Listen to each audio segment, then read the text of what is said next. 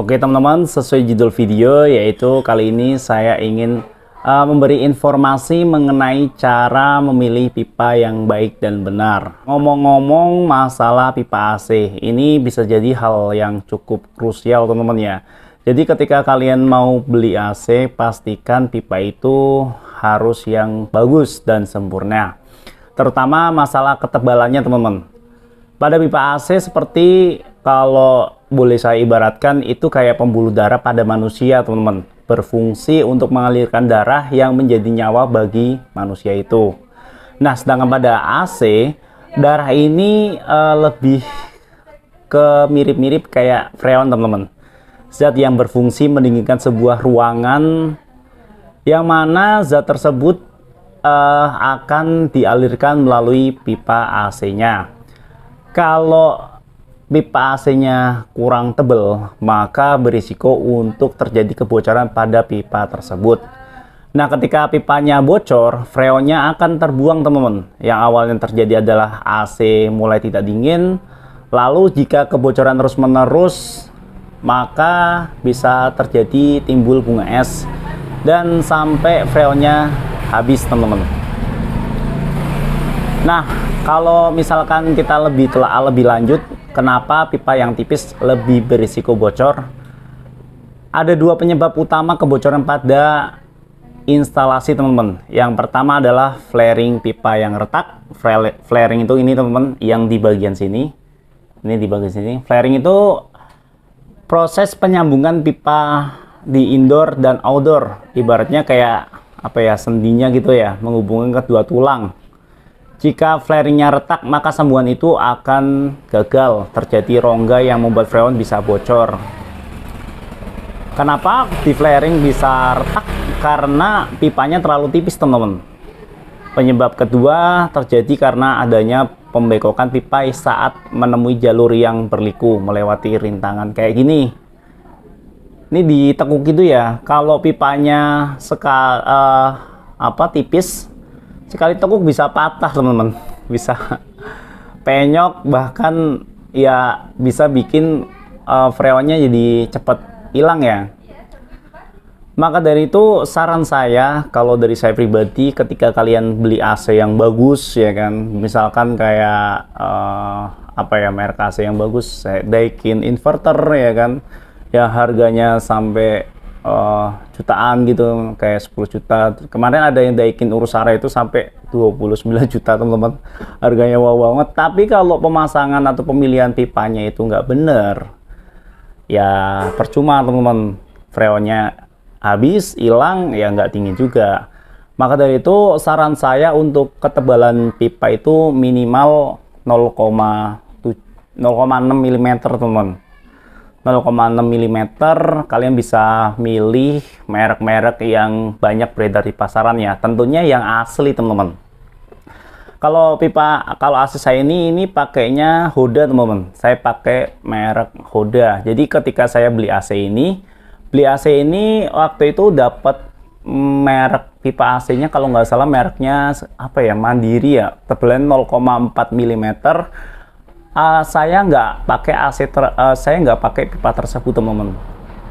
Menurut saya kurang tebal, nggak sesuai standar, makanya saya mending beli pipa sendiri daripada AC saya freonnya habis ya kan, nggak dingin ya, nanti kerja dua kali. Saya beli pipa ini mereknya Hoda, kalau nggak salah per meternya sekitar 50-60 ribu gitu teman-teman. Saya beli sekitar 4 meteran. Nah, dari unit indoor di sini ke sini sekitar 4 meter. Ini sisanya saya gulung teman-teman. Di belakang ini ya, sisanya saya gulung. Ya cukup banyak juga sih yang digulung sih, tapi nggak apa-apa. Kalau untuk pipa AC, merek-merek pipa AC yang recommended menurut saya nih ya, ini kalian bisa searching sendiri, bisa nyontoh video ini juga nggak apa-apa.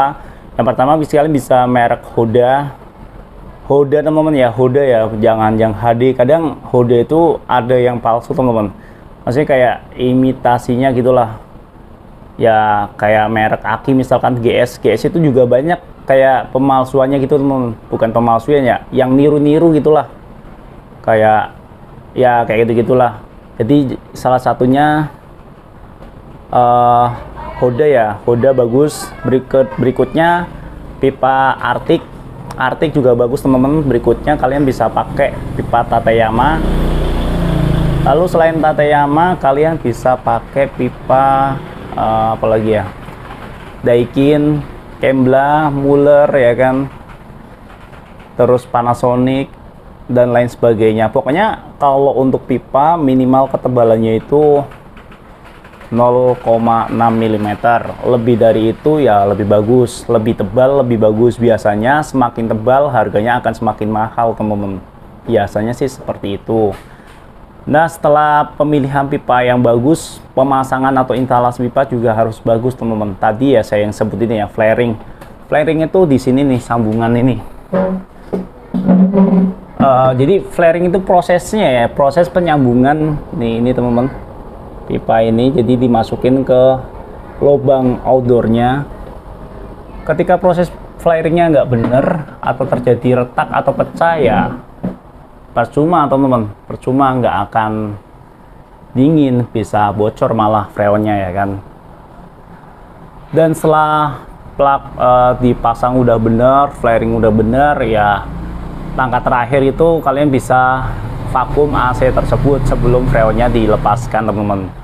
Vakum itu wajib ya sifatnya ya, wajib buat AC zaman sekarang itu wajib divakum, apalagi freonnya R32, dimana R32 ini tekanannya sangat tinggi, tingkat kedinginannya itu sangat tinggi teman-teman. Jadi kalau terkontaminasi sama udara luar, zat-zat kotoran, debu dan sebagainya, berisiko juga untuk merusak kompresornya. Oke, selanjutnya setelah di vakum ya tentunya kalian harus merawat AC kalian sendiri. Oh ya, kemarin saya bikin video ini ya, ini kalau bisa di semen aja teman-teman. Ini belum sempat saya semen, saya tutup aja pakai kain. Pokoknya intinya jangan sampai ada tikus, kecoa, cicak yang masuk dari sini teman-teman. Oke, kalau bisa di semen aja tuh, ditutup lagi. Saya ucapkan terima kasih buat teman-teman subscriber Mas Yunas yang sudah dukung channel ini sampai sejauh ini, 84.000 subscriber.